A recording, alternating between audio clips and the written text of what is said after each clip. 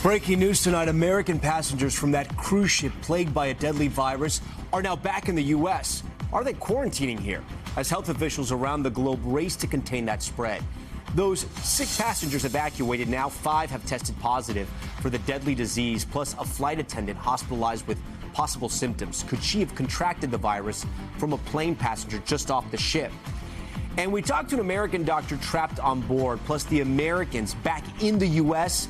being monitored for the virus. Also tonight, hundreds of homes destroyed, twisters tearing across Mississippi, neighborhoods left unrecognizable. This woman rode out the storm in her bathroom. When it was all over, her home was gone. New U.S. strikes on Iranian targets near the Strait of Hormuz. Will it throw off any progress on a possible peace deal? L.A.'s mayor race heating up. Reality TV star Spencer Pratt and incumbent Mayor Karen Bass sparring on the debate stage. How he's shaking up the election.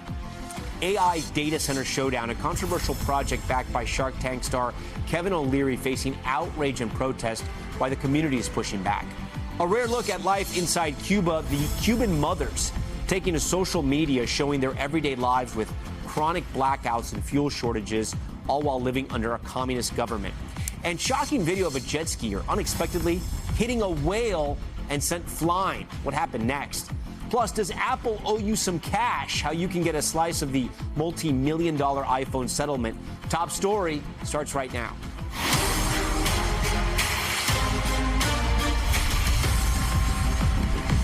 Good evening. Tonight, the world watching that cruise ship hit by the deadly hantavirus. It's currently off the coast of West Africa, moving towards land. Officials say no one on board is showing symptoms, but tonight there are growing concerns about passengers who already left and returned home. They're in these 5 U.S. states tonight. You see it here. And according to local health officials, not showing any symptoms. They disembarked before the full scale of the outbreak was clear. As a reminder, the virus has an incubation period of up to 6 weeks, meaning more infections are possible, not just in the U.S., but in as many as 12 countries where passengers have returned. You see them here. Normally only spread by rodents, this rare strain is likely spreading from person to person. You'll hear from experts tonight who say this is not another COVID pandemic and that this virus is not easily spread. So how did we get here?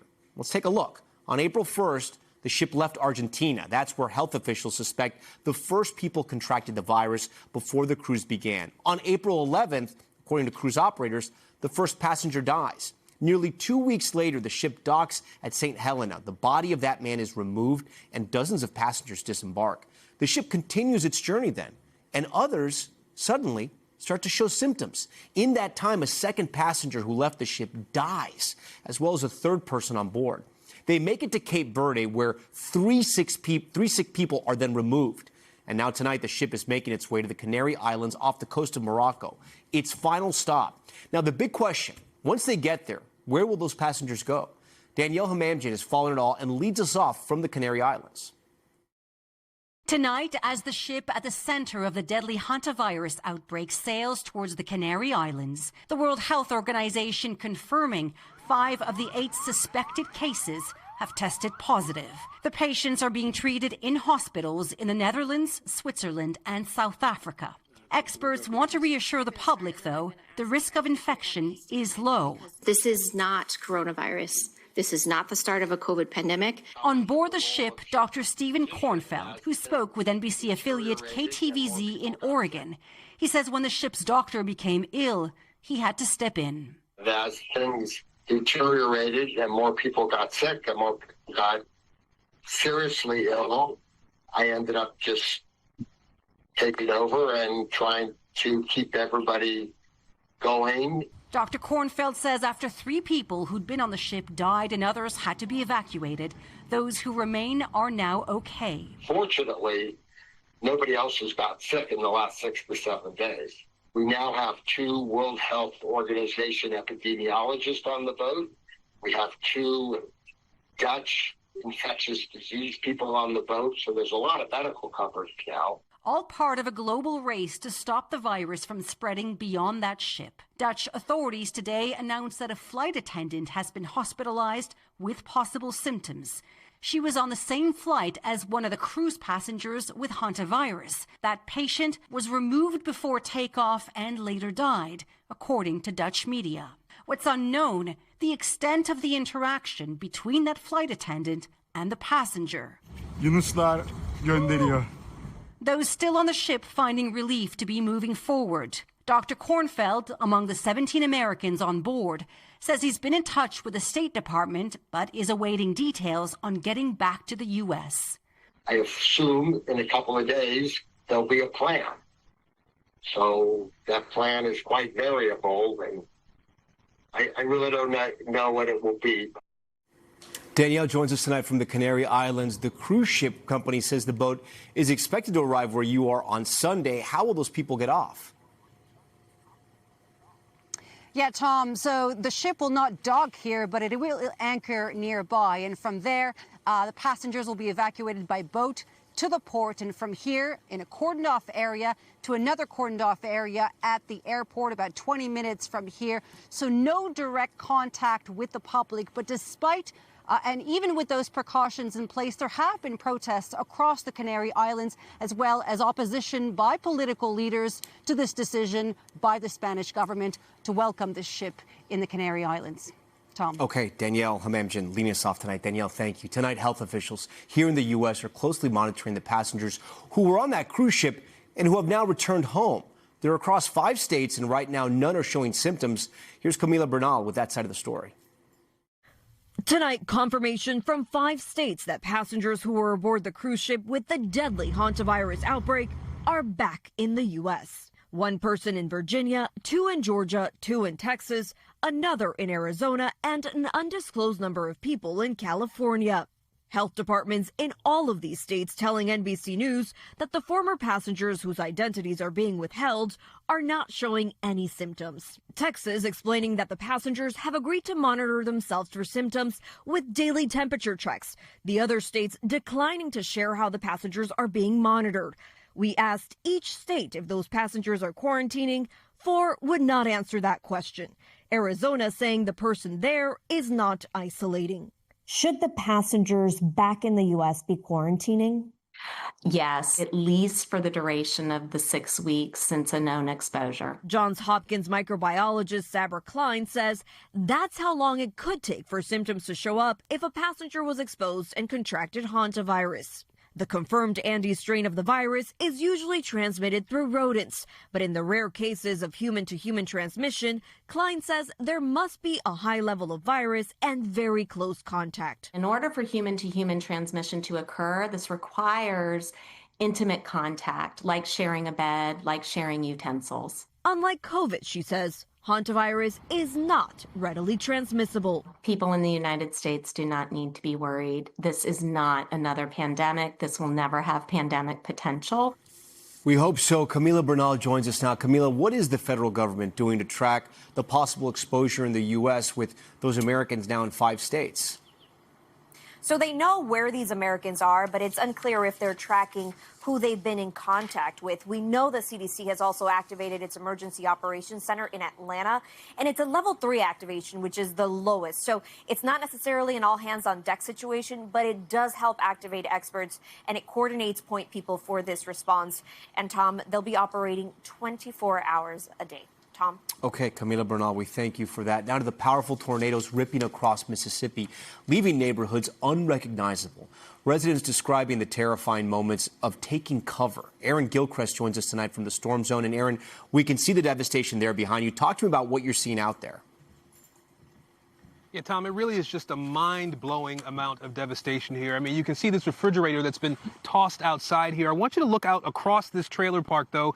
There were 30 trailers parked here at one point in time. Every single one of them either severely damaged or just obliterated in the storm that came through here. And I want to show you one other thing, because I think it gives you a really good idea of just how ferocious the wind was, how powerful it was when it came through this area. This, we think, is a part of a tin roof that has basically wrapped itself around this pole, like a bear hug around this pole. And we're told that there are similar scenes that have played out all across this county. Tonight in Mississippi, neighborhoods left unrecognizable, around 400 homes damaged. Multiple tornadoes reported ripping through the state, leaving miles of destruction. Car windows blown out, trees blocking roads, homes moved off their foundation. Sirens blaring last night as residents took shelter. Oh, shoot. Lightning apparently striking this house, sending it up in flames. Some residents trapped during the storm, with more than 15,000 without power across 5 counties. Authorities say there were at least 17 injuries, but no deaths. Parts of Bukachita demolished. Judy Pyatt says she and her husband hid inside their shower, the only part of their house to survive the storm. And all of a sudden, the house was rumbling and shaking. In Purvis, just before service was about to start, the dangerous weather tearing apart this church, the congregation huddling in the hallway. We just started praying and people started singing, and I was over here by the wall, and this wall was just moving back and forth.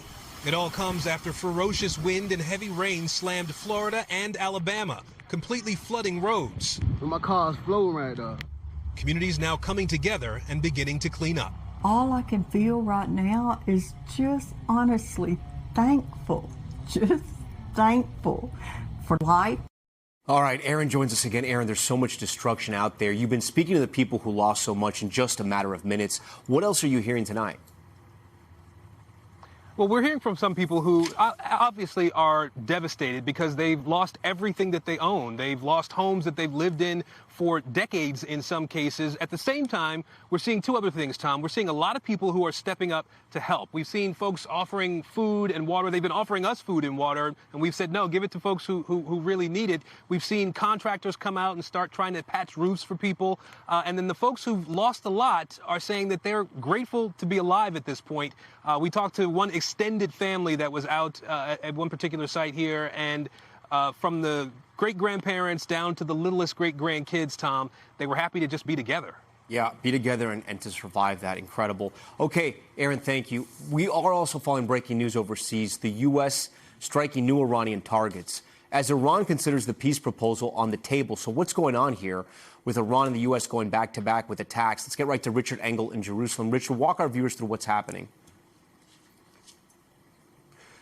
So all day we have been anticipating a response from Iran to the latest U.S. ceasefire proposal. And then just a few hours ago, there was this military escalation in the Strait of Hormuz with at least 3 U.S. warships coming under attack.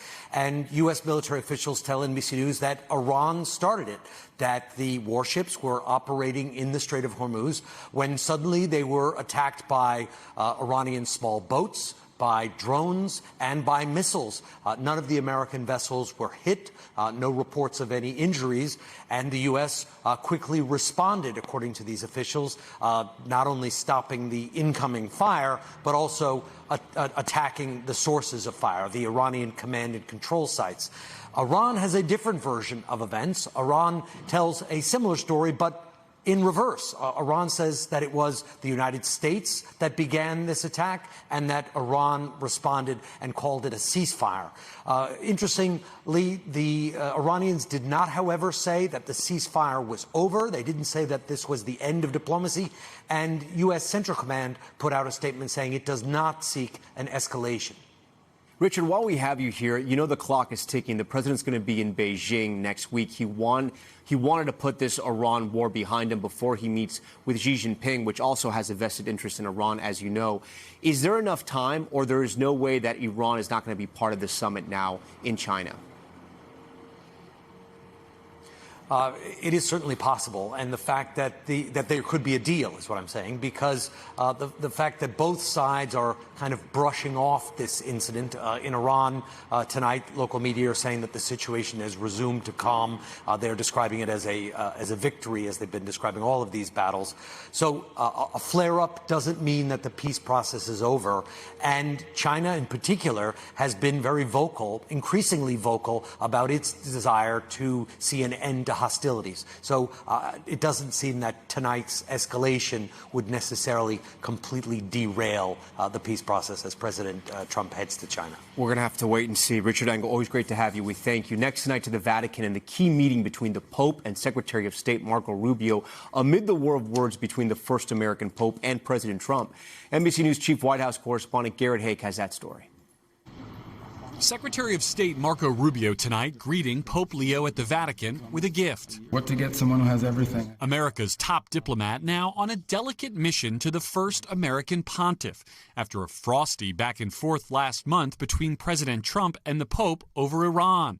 After the Pope criticized the war, blaming it on a, quote, delusion of omnipotence. He's a man that doesn't think that we should be toying with a country that wants a nuclear weapon so they can blow up the world. I'm not a fan of Pope Leo. I have no fear of neither the Trump administration nor speaking out loudly about the message of the gospel.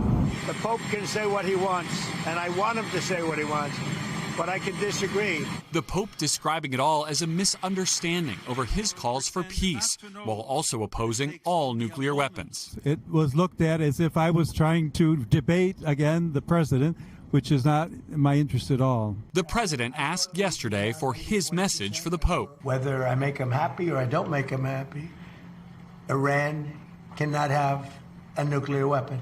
In Italian, the pontiff responding that for years the church has spoken out against nuclear weapons. And his gift for Rubio today, a pen made from olive wood. Olive being, of course, plant of peace. Okay, and with that, Garrett Haig joins us. And Garrett, another high-stakes meeting ahead for the Secretary of State. Yeah, Tom, and I wouldn't have described it that way a few months ago. The Secretary meets with Italian Prime Minister Giorgia Meloni tomorrow. Meloni has long been one of the most pro-Trump leaders in Europe, but even that relationship has been strained by the Iran war, with the president even going so far as to recently suggest he might pull U.S. troops out of Italy. So this will be another difficult meeting for the country's top diplomat. And if our viewers were listening, they may have noticed we called you Chief White House Correspondent, Garrett. So our congrats to you. Well deserved. I do have a question for you now that you're the chief. Do you know the difference between the Chief White House Correspondent and the Senior White House Correspondent, the main difference? Oh boy, what's that, Tom? You have to pick up the dinner tab now. So make sure to take out that wallet. Yeah. You know, that White House team deserves it. Garrett, congrats to you. We're very excited. Thanks, Tom. Yeah. Okay, we're going to switch gears here now to the release on that possible suicide note from Jeffrey Epstein. We took the letter to a handwriting expert who found similarities with other Epstein writings. Here's Stephanie Goss with what she found. Tonight, a closer look at Epstein's alleged suicide note, discovered after a failed suicide attempt in 2019. It is a treat to be able to choose one's time to say goodbye, it says in scrawled handwriting. Weeks later, Epstein would die by suicide, according to the medical examiner.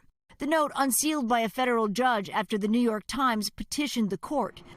It was sealed as part of an unrelated legal case involving Epstein's cellmate, Nicholas Tartaglione, who says the note fell out of a book he was reading.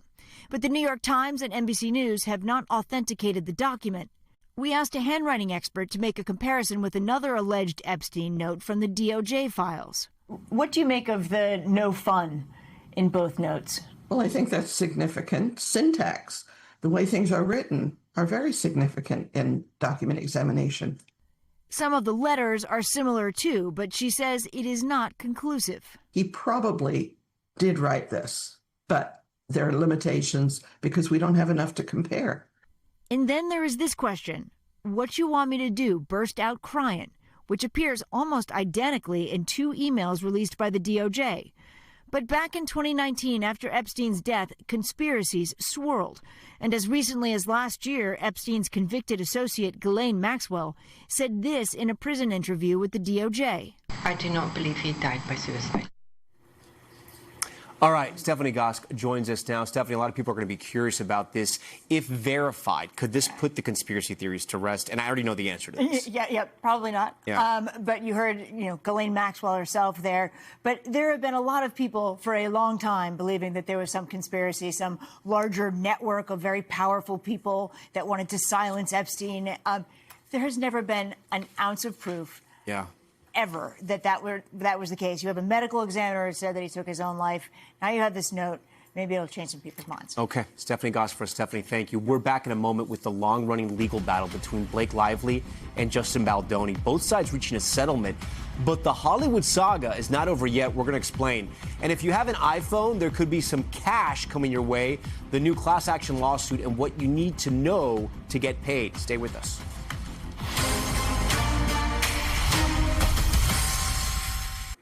We're back now with the celebrity legal battle you thought was over. We told you earlier this week Blake Lively and Justin Baldoni had reached a settlement. Well, tonight a source familiar with the matter confirming to NBC News that no money exchanged hands between the It Ends With Us co-stars, and now Lively is seeking damages from Baldoni and his legal team.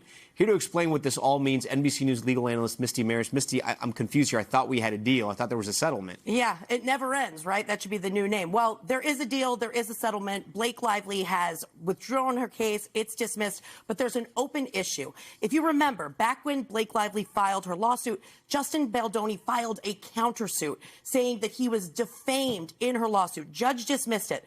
Left this open issue of attorney's fees relating to her defense of that defamation case, said that she can go and collect those. So that was not part of the settlement agreement. So it's a separate legal issue that could really result in big bucks for Blake Lively. And looking ahead to this hearing, could details that both parties didn't want to come out actually come out? So here's the interesting part, Tom. Yeah. You have the attorney's fees issue, and then you have this really new California law that hasn't really been tested that could allow Blake Lively to get additional damages relating to what she says was a motion that was made with malice, this defamation motion. So this hearing really gets to the root of some of the issues that we could have seen play out at trial. But because this law is so new, nobody really knows what the pathway is going to look like. But we could still learn some of what they wanted to keep behind closed doors with this settlement. How much longer do you think it's going to take? I think when you're talking about a hearing, it could be a couple of days. We haven't seen it on the schedule yet. The judge hasn't scheduled it, but it's probably going to be relatively soon. But again, this is uncharted territory because this law in California is so new. Okay, Misty Maris, so great to have you. We thank you for explaining that one. We want to turn now to Utah, where plans for a massive new data center move forward this week. The controversial project is backed by Shark Tank star Kevin O'Leary, Mr. Wonderful. But many in the community are pushing back. NBC's Shaquille Brewster has this one. Concern and outrage in Utah, For hell's sakes, grow up. where hundreds of protesters this week flooded this meeting of Box Elder County Commissioners Can you be quiet and let our citizens hear what needs to be said, please? as they voted to move forward with a controversial data center proposal backed by celebrity Canadian businessman Kevin O'Leary. Hello, Sharks. Known as Mr. Wonderful on the hit show Shark Tank. You should do this deal. You have no risk. Just say yes. O'Leary firing back at the protests and criticism in this video posted on social media after the vote. I'm pretty aware of what these concerns are. They are around air, water use, heat. Sustainability is at the heart of what we do in terms of all these proposals. We're not just Utah. The Stratus Project is a plan to build a 40,000-acre development near Utah's Great Salt Lake, boosted by government tax incentives, and according to a county fact sheet, is eventually expected to generate and consume up to 9 gigawatts of power once completed, a number MIDA, the state entity backing the project, says is more than double Utah's average energy consumption. Data centers of the old have a bad reputation. They gobble up a lot of water. They use up your power, and then when they're all built, they don't employ many people. This is not that. Power's usage is completely self-contained. The project's potential environmental impact sparking much of the outrage. And we're losing land, we're losing water, and we're losing air quality. This has the footprint in the valley of 2,000 Walmart supercenters. That's the physical footprint. If you want the energy footprint, it's 40,000 Walmart supercenters in this one small valley.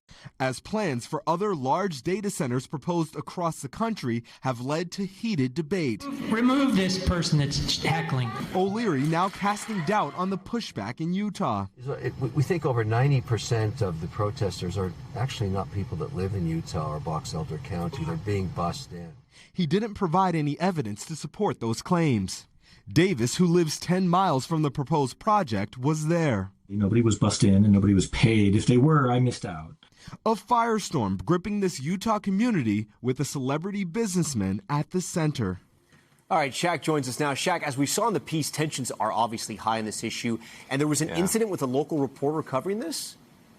Yeah, an ABC reporter with a Salt Lake City station there tried to approach a Republican state senator, Jerry Stevenson. Now, Stevenson's on that state-backed board, or the board that's backing this project, and look at what happens during that interaction.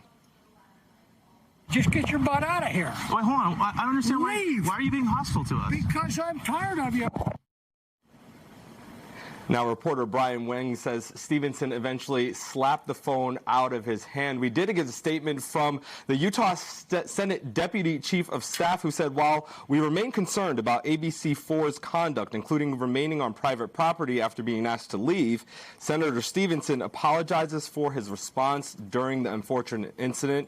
The station's news director went on to say in a different statement, ABC4 accepts the senator's apology and intends to respect the trespassing warning issued at the time. We should also note that we don't know what exactly preceded that video. And you just saw that report, Tom. We did just get a statement from that state entity backing the project. They clarified in the statement that while the total project is housed on about 40,000 acres of land, they say essentially the main part of it is on 2,000 acres, what they call the total building envelope for power generation in the data center. They say this is a project that is not only a data center, but it's something that is going to support potential military operations and will help for data storage and defense operations, Tom. Okay, Shaq Brewster, covering it all. Shaq, we thank you. Much more tonight on Top Story, including the new reaction to that fiery mayoral debate in Los Angeles. Wait till you hear some of the sound. Does reality TV star Spencer Pratt really have a chance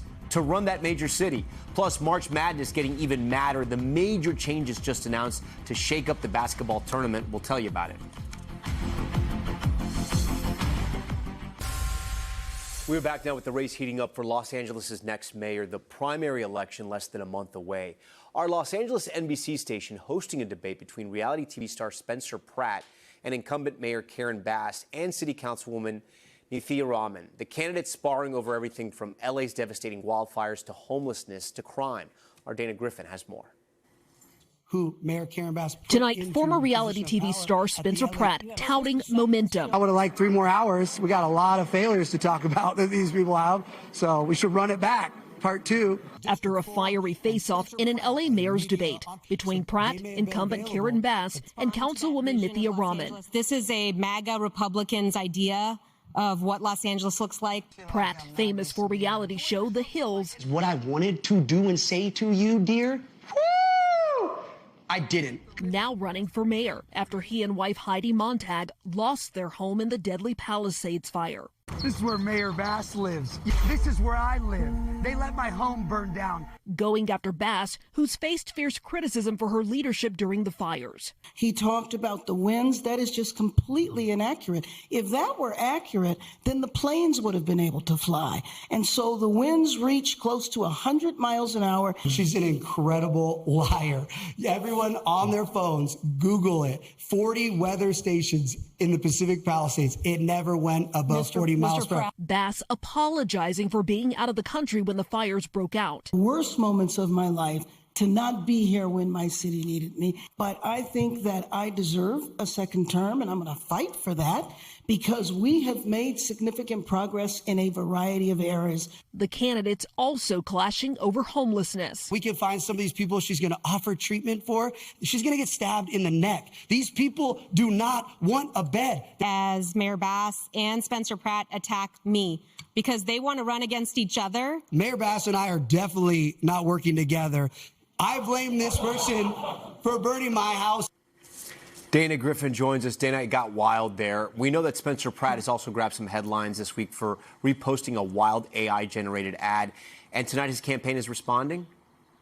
They are, Tom, a spokesperson telling us in a statement that they did not make this video. They go on to write that we've only produced one ad and it went nuclear viral. Spencer is so popular, people all over the world are making tribute videos on their own. I think the other candidates are just upset that they are not popular enough to make fan videos like that. And that parody video also featured Mayor Bass as the Joker. And as you can see on your screen, it also has other prominent state leaders being tomatoed by residents here in LA. Tom, that video getting millions of views online. Watching it. Dana, thank you for that. And we are joined now by one of the moderators of that debate, one of the great local reporters in Los Angeles, Conan Nolan. He's a political reporter for our Los Angeles NBC station. Conan, thanks for joining us. That was quite the debate, right? The candidates in this race are the incumbent mayor, a city council member, and a reality TV star. I mean, you've seen a lot in politics. Have you seen anything like this debate? Actually not, although it's sort of emblematic of what we're seeing nationally. Tom, you have a rank-and-file Democrat in the mayor of Los Angeles, Karen Bass, member of Congress for years, the leader in the legislature of the state of California, now mayor for one term. And then you have Spencer Pratt, who is the pro-Donald Trump renegade who from the right, very much a grievance candidate, and he has reason to be. He lost his home in the Palisades fires, 7,000 homes destroyed. His parents lost their homes. And then you have a progressive on the left, sort of a Zoran Mamdani, Democratic Socialist of America, Nithya Raman, who believes that the establishment needs to be replaced. It's similar to what we're seeing in the dynamic nationally. How it plays out is anybody's guess. But remember, in the California primary, the top two go on to the general election, regardless of party, although the race for mayor is still nonpartisan. So you may have a very conservative, pro-Donald Trump individual in Spencer Pratt, also like Donald Trump, a reality star who has received national attention in his campaign on the Joe Rogan podcast and others. And NBC, the Today Show, did a story on him. And he's getting a lot of attention from outside the city. So it was interesting to see this dynamic. Spencer Pratt did far better than we expected. We kind of anticipated he'd pull something from Mr. Trump's previous debates where he would interrupt and call names. He really didn't do that. He didn't do it at all, really. And we expected the socialist Democrat to do, frankly, better than she did. She's very bright, Harvard undergrad, MIT graduate program. She's very much interested in urban planning. She didn't come as prepared as we expected. And then, of course, there's the mayor, who is very good at defending her record, despite the fact there's real problems with that fire, not the least of which was that she was out of the country when it took place. Yeah, I want to talk more about Spencer Pratt. As you mentioned, he's been getting so many headlines. He rose to fame playing the villain on MTV's The Hills. Here's a clip from that hit reality TV show. I was proud of myself for not doing what I wanted to do to you, because what I wanted to do and say to you, dear, woo, I didn't, because I was praying. We're not friends. We're brother and sister. We're not going to be friends. We're brother and sister. That's it. At the end of the day, I can't change. I can't make you my sister. That is the Spencer a lot of America knows, but we saw a more subdued version on the debate stage, though he still went after his opponents. Here's his response when asked about bringing back Hollywood. Even Massachusetts has better tax credits than Hollywood. We need post-production tax credits. And Councilwoman Rahman will tell you, my husband's a producer, blah, blah, blah. The reality is she's been in power for 5 years. Both of these people have been the reason why there's no more Hollywood. Conan, I guess the question is that performance enough to give Spencer Pratt more than just sort of an online social media boost? Will this give him a boost with actual real voters? I kind of think it might. If you were a Spencer Pratt fan going into it, there was nothing to dissuade you of that after this debate. And if you were worried about his maturity, whether you could see him in the office of the outside of New York, the chief executive of the largest city in America, then you were satisfied to a certain degree because of his deportment. And so, yeah, I think he actually did his campaign, some service in this debate. Remember, it's top two, though. Clearly, the mayor of Los Angeles, that Karen Bass, a very establishment Democrat, would love nothing better than to have him as her fall opponent rather than a progressive Zoran Mamdani similar candidate. That vote, because right. We're expecting a big progressive. Right. Yeah. Very big progressive vote in the fall, and she doesn't want to face that. You know, as you mentioned, Karen Bass, the mayor now, is fighting for her political life in this race and taking responsibility for not being in Los Angeles during the Palisades fire. You mentioned that. Let's hear how she explained it. Obviously, January 7th was horrible, and as I have told you before, it was one of the worst moments of my life to not be here when my city needed me. So did Mayor Bass, you think, do enough last night to address the concerns of voters?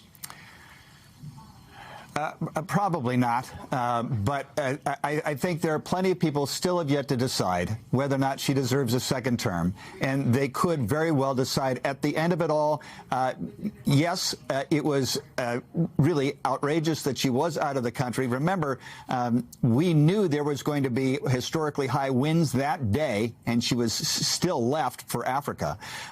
But they will conclude, possibly, that there's too much at stake down the road. They need somebody at the helm who has experience. And yes, it's trial by fire, so to speak, but she's learned her lesson. I think her campaign believes that when it's all said and done, she will bring in the black, Hispanic votes, the suburban votes in the San Fernando Valley that she's been able to pull together in the first campaign, and she will ultimately prevail in this re-election. Yeah, Conan, we heard at times moderators had to remind Pratt to have decorum. Peel back the curtain a little bit. How was it to moderate this debate, and how did you prepare for it? Well, we were concerned that he was going to pull something out of the Donald Trump debate approach, which is to interrupt and to perhaps call her names, which he has been doing on social media, but he didn't do it. And actually, we were pleasantly surprised. The mayoral candidates were actually pretty easy to wrangle for the most part. Nithya Raman was fairly upset because she didn't believe she got the kind of opportunity that she needed. But I'll tell you, most people who have assessed this debate from the Los Angeles Times and elsewhere have said she just didn't seem prepared for this, which is a surprise because, again, she's very well versed in urban planning and some of the very fundamental issues facing the city. So it was a bit of a surprise. In terms of getting prepared for this debate, I'll be honest with you, it was tough to do it for both a mayoral debate and then an hour later for the race for governor of California. That was not easy, and the real problems came when you had 7 candidates running for office, and they were interested. They had one last opportunity to bring down the frontrunner, and that, of course, was Javier Becerra, the former Secretary of Health and Human Services, now the leading Democrat in the race for governor. Yeah, you got 2 big races that you're watching there. Conan, so great to have you. We thank you as always. My pleasure. Now to top stories newsfeed. The man convicted in the deadly firebombing attack at a pro-Israel demonstration in Colorado last year. You may remember that story. Well, he's now been sentenced to life in prison. Mohammed Sabri Solomon threw Molotov cocktails at a group of people, killing one and injuring a dozen others. Solomon expressed regret at today's hearing. He still faces federal hate crime charges, which he's pleaded not guilty to. Solomon could be facing the death penalty in that case, according to his attorneys. Maine Senator Susan Collins revealing she has a benign essential tremor as she faces questions about her health. The 73-year-old Republican told our NBC affiliate she has had this medical condition for decades. Constituents have long noticed trembling in her hands, in her head, sometimes in her voice. Collins says she treats the tremor with medication and that it does not impact her cognitive ability. Collins has served 30 years in the Senate and is currently running for re-election. The next March Madness tournament just got even bigger. The NCAA today releasing a new 76-team bracket for the men's and women's basketball championships. It adds 8 schools to both tournaments. 32 teams will now automatically qualify. This is the biggest expansion for the men's basketball tournament since 1985. And White House Press Secretary Caroline Leavitt announcing the birth of her daughter. Leavitt posting on social media today that she gave birth to baby Viviana on Friday. Leavitt, who is now on maternity leave, is the first White House press secretary to have a child while on the job. All right, now to some potentially good news for iPhone users that could put up to $95 back in your pocket. Tech giant Apple agreeing to settle a class action lawsuit for a whopping $250 million. The company was accused of misleading customers by promoting some new AI features that still haven't even been rolled out yet.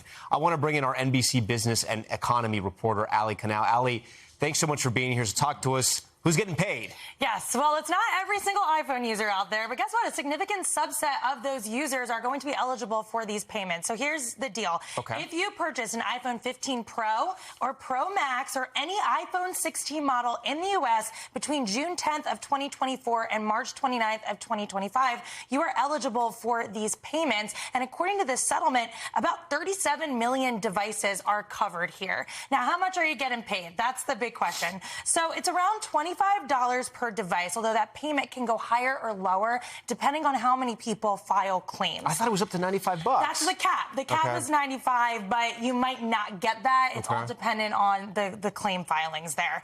If you want to submit a claim, you would have to fill out a claim form, submit it through a website that is still being worked on. That's according to the law firms that brought this case. But the fact that we could be receiving any money at all from Apple, normally I'm giving money to Apple all the time. That's a win for consumers. What should people do? Should they monitor the Apple website, or will they be notified? Yeah, they'll be notified, and you can go and find that claim website and then submit that form. I think we might have had Brian Chung on here talking about these AI features, like when they first announced them. Yes. So when are those AI features coming? Well, that's been the big question here. Now, Apple, for its part, has maintained zero wrongdoing. It says that this represents a very small subset of its overall AI rollout here. And they did say in a statement that they've released dozens of Apple Intelligence features, including things like the Genmoji, visual intelligence, certain writing tools. So why settle at all? Well, in a statement, the company said that this was meant to resolve claims related to the availability of 2 additional features that were not yet available to users. And they were pretty vague on what those features were. But if you read through the settlement, this lawsuit broadly centered on these enhanced Siri capabilities. So think of Siri as sort of a personalized digital assistant that could read personal context, go between apps. Yeah, I remember this. That promise was not ultimately delivered to those users when they talked about that in 2024. So that's where this lawsuit really centers on. So we'll see. If you're one of these eligible users, submit those claims. Might get some gas money coming your way. Exactly. All right, Allie, we thank you for that. Still to come tonight on Top Story. Living under the Cuban regime, the growing number of everyday mothers pulling back the curtain on life inside the communist country. Plus, the chaotic collision on the water, a jet skier slamming into a whale. We'll show you that wild video right after this. We're back with the latest on the deadly hantavirus outbreak. Tonight, the cruise ship making its way to the Canary Islands carrying nearly 150 people confined to their cabins. The virus has already killed 3 people who were on board that ship. An additional 3 people who got sick have been evacuated, including the doctor on board. Our next guest has firsthand experience in that doctor's role. Dr. Martin Chris has worked on that specific cruise ship 4 times and joins us now. Doctor, we thank you so much for being here on Top Story. Take us inside that ship. When a patient gets sick, how closely is the doctor on board coming into contact with the passengers, and what kind of equipment exists on board? Well, I mean, it's a quite small ship. We have a lot of medications on board because passengers very often forget their medicine at home. And there's some equipment, not much.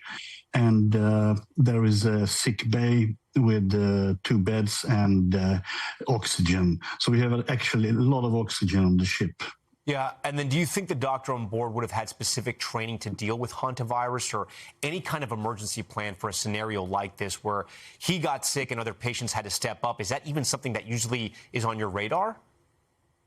Yeah, well, I mean, the doctors, they don't have specific training on hantavirus because there's never been an outbreak of hantavirus on a cruise ship. There are plans to how to handle infections on the ship in 3 levels. One is just to wear masks, and the 3rd level is to isolate all the passengers like we did during COVID. What kind of protective gear would the doctor have on that ship? Actually, not much. Masks, glasses, face shields, but that's about it.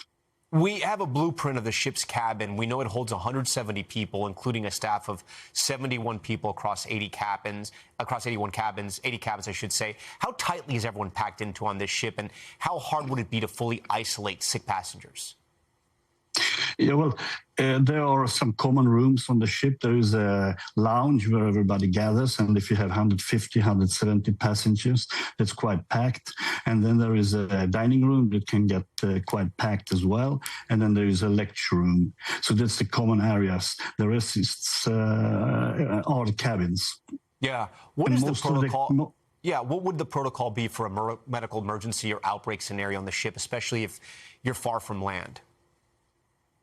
Yeah, well, you can't do much if you're far from land. I mean, you do what you can do. I mean, that's and you, as a doctor, you're alone, so you don't have any nurses, you don't have any help.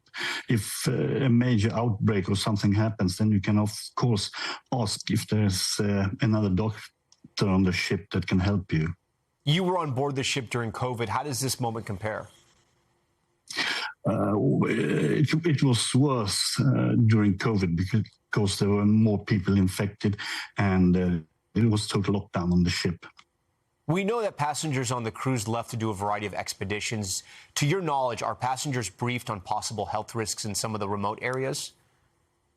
Yes, the doctor usually gets them information about that. On the trips you've done on this boat, what kind of passengers are typically on board? Are they young people? Are they young adventurers, older people? Well, there are some, not many young adventurous people, and the rest is senior people. Which makes it even scarier. What would your message be to those passengers and crew stuck on board this cruise ship tonight? Good luck. I would say good luck, because it's a terrible situation to be in, because you don't know what will happen. I mean, they will probably get isolated somewhere for a couple of weeks, I would assume. Dr. Chris, we thank you for your time. Thank you. Now to the Americas and the growing number of everyday moms in Cuba using social media to document life as they live with chronic blackouts and fuel shortages. The video is offering a rare look at life under a communist government where media access is otherwise tightly controlled. NBC's George Solis takes a look at this one for us. Así vivimos el colapso energético en Cuba. No charge or power. Cuban mom Ana Ivizate recording and posting the harsh realities of what 36 hours inside a Cuban blackout looks like.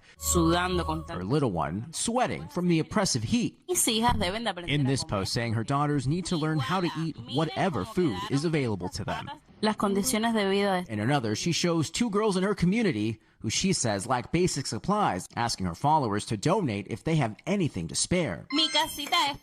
Some of her posts include influencer-style content like day in the life Get ready with me and get ready with me videos. Her posts, part of a growing movement of moms using social media to document daily life inside communist Cuba. A combination of communist government mismanagement and long-standing sanctions against the Cuban regime, now coupled with a U.S. fuel embargo, have the country facing its worst economic crisis in decades. The videos posted by Ivizate and other moms notably avoid direct criticism of the Cuban government. Cuba has a long history of imprisoning dissidents. Right now, more than 1,200 political prisoners are locked up according to some human rights organizations, a claim the Cuban government denies. Everyone's reality is unique, she says, so I decided to show mine. We asked her if she's concerned about how audiences, including the government, might interpret her videos. I know they touch on social issues, she says, but it's my reality, and I'm not trying to hide it. Hola. Another woman, a mom and doctor who spoke to the Washington Post, which first reported on this trend, has more than 70,000 followers on Instagram. Posting about getting ready for work after 30 hours in the dark. In this clip, laying out Cuban pesos on the table, saying it's her salary, about $20 US a month, showing some of what she's able to purchase with her income. Another mom uploading how she cooks over coal stones as rampant power outages continued throughout the island, sharing how she charges her portable batteries when there is power. NBC News has reached out to these users and more, but have not heard back. Another user we're not showing declined to be interviewed over concerns of retaliation from the government. I want them to know what an ordinary Cuban mother goes through, Ivizate says, adding, I think there's an awakening to the reality many Cubans are living. George Solis, NBC News. Okay, George, we thank you for that. Now to Top Stories Global Watch, a check of what else is happening around the world. We start with a record-setting drug bust in Europe. Spanish police seizing 30 tons of cocaine from a ship off the Canary Islands. That's more than 65,000 pounds and worth nearly $1 billion in coke. Investigators say they believe the drugs were supposed to be moved on to high-speed boats and then smuggled into mainland Spain. All 23 crew members are being detained without bail. And while video off the coast of Vancouver showing a jet skier crashing into a whale of all things. Here you can see the collision. The gray whale breaches just as the jet skier cruises by, sending the man flying into the water. Rescue crews say the man was hurt and taken to the hospital, but so far the whale seems to be doing okay. And K-pop supergroup BTS greeting fans from the presidential balcony in Mexico City. Joined by Mexico's president, some of the members spoke to the crowd in Spanish, thanking their fans for support and expressing their excitement ahead of the group's sold-out concert. Tonight, around 50,000 people are going to attend the gathering. All right, when we come back tonight, the special celebration at the ballpark and the life-saving donation that united two rival fans. Stay with us. Finally tonight, it is not often you see opposing teams join forces, but when one Chicago Cubs fan shared a sign saying she needed a miracle kidney donation, it was a White Sox fan who stepped up to the plate, turning this Windy City rivalry into a lifelong connection. In Chicago, sports allegiances are like religion. You're either Sox or Cubs. But recently, two crosstown rivals found good reason to put their differences aside. Bridget Coles is a diehard Cubs fan who was diagnosed with kidney disease and lupus in 2017. She desperately needed a kidney transplant, taking this sign to the ballpark in 2019 as a last resort, writing, "This little cubby needs a kidney." Thomas Alessio, a longtime White Sox fan, saw the picture on social media and stepped up to the plate. I think especially in the world today, you should put yourself out there to help someone who's next to you. It turns out the two fans with divided loyalties were a perfect match. And 6 years ago, Thomas donated his kidney to Bridget. There you go. This week, the two got together to celebrate in a special way. We'll see what this kidney can do, okay, on the mound. Bridget throwing out the first pitch at a Cubs game with Thomas right by her side, celebrating on the diamond with their medical team looking on. This is such a wonderful moment here with my donor. I'm here on the field, so the sign worked. I never thought I'd be standing here today. A hometown hero and a home run moment. I'm here because of him, so I'm thankful for him. I'll always be Cubs fan. A little organ of me will be Sox fan. All right, that does it for us. Thanks so much for watching Top Story tonight. I'm Tom Llamas in New York. Stay right there. More news on the way. We thank you for watching. And remember, stay updated on breaking news and top stories on the NBC News app or watch live on our YouTube channel.